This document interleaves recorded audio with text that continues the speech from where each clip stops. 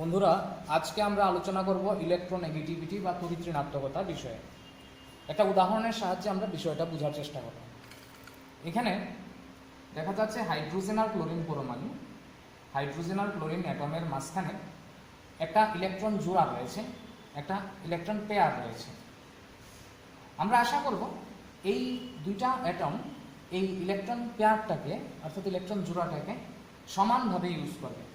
অর্থাৎ হাইড্রোজেন অ্যাটমটা এই ইলেকট্রন জোড়ার যতটুকু অংশ পাবে, ক্লোরিন অ্যাটমটাও এই ইলেকট্রন পেয়ারের ঠিক ততটুকু অংশই ব্যবহার করবে। কিন্তু বাস্তবিক পক্ষে দেখা যায় যে এই ইলেকট্রন জোড়াটাকে ক্লোরিন পরমাণু একটু বেশি ব্যবহার করে, ক্লোরিন অ্যাটমটা এই ইলেকট্রন পেয়ারটাকে একটু বেশি ইউজ করে। এবং এই যে ইলেকট্রন পেয়ারটা, ইলেকট্রন জোড়াটা, এটা ক্লোরিন অ্যাটমের দিকে একটু বেশি পরিমাণে ঝুঁকে থাকে। এর মানে এই যে কোভ্যালেন্ট বন্ড অর্থাৎ সমযোজী বন্ধন, এই সমযোজী বন্ধনের মধ্যে যখন দুইটা ভিন্ন অ্যাটম থাকে, ভিন্ন পরমাণু থাকে, তখন যেহেতু দুইটা ভিন্ন পরমাণু, ইলেকট্রনের প্রতি তাদের যে অ্যাট্রাকশন সেটাও অবশ্যই ভিন্ন হবে, কারণ আলাদা আলাদা অ্যাটম ইলেকট্রনের প্রতি অ্যাট্রাকশন তো আলাদা হবেই। এই কারণে এই হাইড্রোজেন আর ক্লোরিন দুইটা অ্যাটমের ইলেকট্রনের প্রতি যে অ্যাট্রাকশন সেটা কিন্তু সেম না। এইখানে ক্লোরিন অ্যাটমের অ্যাট্রাকশনটা ইলেকট্রনের প্রতি একটু বেশি, তাই দেখা যাচ্ছে এই ইলেকট্রন পেয়ারটা অর্থাৎ ইলেকট্রন জোটটা ক্লোরিন অ্যাটমের দিকে একটু বেশি পরিমাণে ঝুঁকে রইল। এই যে ক্লোরিন পরমাণুটা ইলেকট্রনকে একটু বেশি আকর্ষণ করতে পেরেছে এই কোভ্যালেন্ট বন্ডের মধ্যে, এই ঘটনাটাকে ইলেকট্রোনেগেটিভিটি বলা হয় বা তড়িৎ ঋণাত্মকতা বলা হয়। তাহলে তড়িৎ ঋণাত্মকতা বাস্তবিক পক্ষে হচ্ছে কি? ইলেকট্রনকে আকর্ষণ করার প্রবণতা। কোথায়? সমযোজী বন্ধনের মধ্যে। সমযোজী বন্ধনের ইলেকট্রন জোটটাকে যেই পরমাণুটা বেশি পরিমাণ আকর্ষণ করতে পারে তার তড়িৎ ঋণাত্মকতা বেশি। তাহলে তড়িৎ ঋণাত্মকতা অবশ্যই হবে সমযোজী বন্ধন অর্থাৎ কোভ্যালেন্ট বন্ডের মধ্যে। সমযোজী বন্ধন বা কোভ্যালেন্ট বন্ডের মধ্যে থাকা দুইটা ভিন্ন পরমাণু মধ্যে যেই পরমাণুটা ইলেকট্রন জোড়কে বেশি পরিমাণ টানতে পারে নিজের দিকে, বেশি পরিমাণ অ্যাট্রাক্ট করতে পারে নিজের দিকে, তার ইলেকট্রোনেগেটিভিটি বা তড়িৎ ঋণাত্মকতা বেশি হয়। এবার আমরা দেখব এই ইলেকট্রোনেগেটিভিটি কি বিষয়ের উপর নির্ভর করে। জেনারেলি তড়িৎ ঋণাত্মকতা দুইটা জিনিসের উপর ডিপেন্ড করে। একটা হচ্ছে অ্যাটমিক সাইজ অর্থাৎ পরমাণুর আকার, আরেকটা হচ্ছে নিউক্লিয়াসের মধ্যে প্রোটন সংখ্যা অর্থাৎ পরমাণু ক্রমাঙ্ক। কিভাবে নির্ভর করে আমরা দেখছি। ধরে নিচ্ছি দুইটা অ্যাটম রয়েছে, দুইটা পরমাণু রয়েছে যাদের সাইজ সিমিলার, একই আকারের দুইটা পরমাণু রয়েছে। এই পরমাণুর মধ্যে 8টা প্রোটন রয়েছে, এই পরমাণুর মধ্যে 9টা প্রোটন রয়েছে। তাহলে বাইরের একটা ইলেকট্রনকে যদি আকর্ষণ করার প্রশ্ন আসে, তাহলে কে বেশি আকর্ষণ করবে? যার মধ্যে প্রোটন বেশি আছে সে বেশি আকর্ষণ করতে পারবে, কারণ দুটার আকার প্রায় একই। তাহলে যার পরমাণু ক্রমাঙ্ক বেশি অর্থাৎ যার প্রোটন সংখ্যা বেশি সে ইলেকট্রনকে বেশি আকর্ষণ করতে পারবে।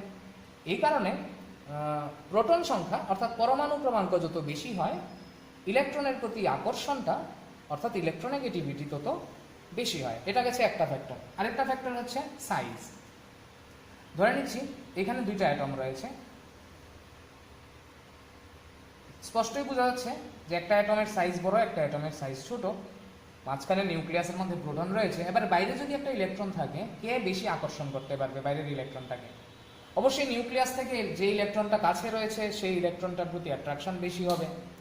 তাই যেহেতু এইটার সাইজ ছোট, এই যে অ্যাটমটা সেটার আকার ছোট, তাই এটা ইলেকট্রনটাকে বেশি পরিমাণ আকর্ষণ করতে পারবে। তাহলে আমরা বুঝতে পারলাম কি, ইলেকট্রোনেগেটিভিটি বা তড়িৎ ঋণাত্মকতা দুইটা বিষয়ের উপর নির্ভর করে। কোনো একটা বিষয় দিয়ে আমরা ইলেকট্রোনেগেটিভিটিকে ব্যাখ্যা করতে পারবো না। এই দুইটা বিষয় একত্রে ইলেকট্রোনেগেটিভিটিকে ডিসাইড করবে। তাহলে ইলেকট্রোনেগেটিভিটি ডিপেন্ড করবে যেই পরমাণুর আকার ছোট, তার সাইজ ছোট, যেই পরমাণুটার আকার ছোট অর্থাৎ সাইজ ছোট তার ইলেকট্রোনেগেটিভিটি বেশি হবে। আর যেই পরমাণু ক্রমাঙ্ক অর্থাৎ নিউক্লিয়াসে প্রোটন সংখ্যা বেশি, তার তড়িৎ ঋণাত্মকতা বা ইলেকট্রোনেগেটিভিটি বেশি হবে। এবার এই ইলেকট্রোনেগেটিভিটি কিন্তু একটা ফিক্সড কোয়ান্টিটি না। যেমন অর্থাৎ যে কোনো একটা অ্যাটমের যে তড়িৎ ঋণাত্মকতা সবসময় সেম হবে এরকম না। বিষয়টা কীরকম তাহলে আমরা দেখছি। এখানে একটা পিসিএল বন্ধন আমরা নিলাম, পিসিএল বন্ধন। এখানে একজোড়া ইলেকট্রন রয়েছে, একটা ইলেকট্রন পেয়ার রয়েছে। ফসফরাস আর ক্লোরিন অ্যাটম নিজেদের মধ্যে একটা ইলেকট্রন পেয়ার তৈরি করে রেখেছে। এবার যেহেতু দুইটা ভিন্ন অ্যাটম, দুইটা ভিন্ন পরমাণু, ইলেকট্রনের প্রতি তাদের যে অ্যাট্রাকশন ওইটাও আলাদা হবে। এই ক্ষেত্রে ক্লোরিন অ্যাটমের ইলেকট্রনের প্রতি অ্যাট্রাকশন ফসফরাস থেকে বেশি, তাই ইলেকট্রন জোড়াটা দেখা যাচ্ছে ক্লোরিনের দিকে একটু বেশি ঝুঁকে রয়েছে। কিন্তু লক্ষ্য করার বিষয়, এইখানে এই হাইড্রোজেন আর ক্লোরিনের মধ্যে ইলেকট্রন জোড়াটা ক্লোরিনের দিকে যতটুকু ঝুঁকে রয়েছে, ফসফরাস আর ক্লোরিনের মধ্যে ক্লোরিনের দিকে কিন্তু ঠিক ততটা ঝুঁকি নেই। এর মানে এই পিসিএল বন্ধনের মধ্যে ক্লোরিনের ইলেকট্রনকে আকর্ষণ করার ক্ষমতা আর এইচসিএল এর মধ্যে ক্লোরিনের ইলেকট্রনকে আকর্ষণ করার ক্ষমতা কিন্তু সেম না, এক না।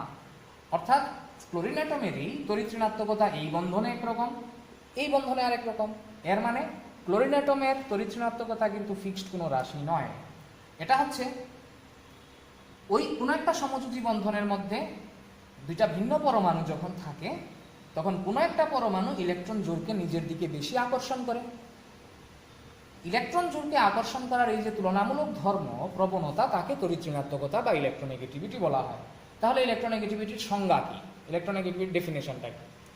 ডেফিনেশনটা হচ্ছে, দুইটা ভিন্ন পরমাণু যখন নিজেদের মধ্যে সমযোজী বন্ধনে আবদ্ধ হয়, দুইটা ভিন্ন পরমাণু যখন নিজেদের মধ্যে কোভ্যালেন্ট বন্ড ফর্ম করে, অর্থাৎ সমযোজী বন্ধনে আবদ্ধ হয়, তখন তাদের মধ্যে থাকা যে ইলেকট্রন জোড়াটা, ইলেকট্রন পেয়ারটা কোনো একটা পরমাণুর দিকে একটু বেশি পরিমাণ ঝুঁকে থাকে।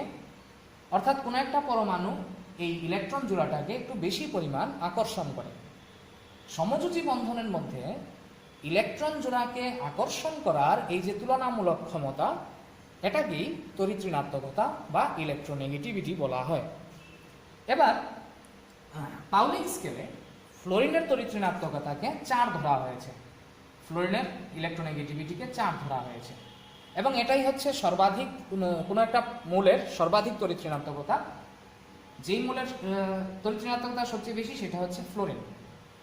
এবার বিভিন্ন মৌলগুলিকে তড়িৎ ঋণাত্মকতা অনুযায়ী সাজালে আমরা একটা ক্রম পাই। এটা হচ্ছে ফ্লোরিনের সবচেয়ে বেশি, তারপর অক্সিজেন, তারপর নাইট্রোজেন, তারপর ক্লোরিন, তারপর ব্রোমিন, তারপর আয়োডিন। সালফার, কার্বন আর আয়োডিনের ইলেকট্রোনেগেটিভিটি বা তড়িৎ ঋণাত্মকতা প্রায় সিমিলার। এই ক্রমটা মনে রাখার একটা সহজ উপায় আছে, এটা আমি আমার এক স্যারের কাছ থেকে শিখেছিলাম। ক্রমটা হচ্ছে এইভাবে মনে রাখা যায়, ফোন করে ক্লোরিন ব্রোমিনকে বলল আইএসসি পরীক্ষা দেওয়ার জন্য। ফোন করে ক্লোরিন ব্রোমিনকে বলল আইএসসি পরীক্ষা দেওয়ার জন্য। অর্থাৎ ফ্লোরিন, ফোন মানে FON, ফোন, ক্লোরিন ব্রোমিনকে বলল আইএসসি পরীক্ষা দেওয়ার জন্য। তাহলে এই ক্রম অনুযায়ী হবে তড়িৎ ঋণাত্মকতার ক্রম। তাহলে ক্রমটি হচ্ছে ফ্লোরিন সবচেয়ে বেশি, তারপর অক্সিজেন, তারপর নাইট্রোজেন, তারপর ক্লোরিন, তারপর ব্রোমিন, আয়োডিন, সালফার আর কার্বনের তড়িৎ ঋণাত্মকতা প্রায় সেম।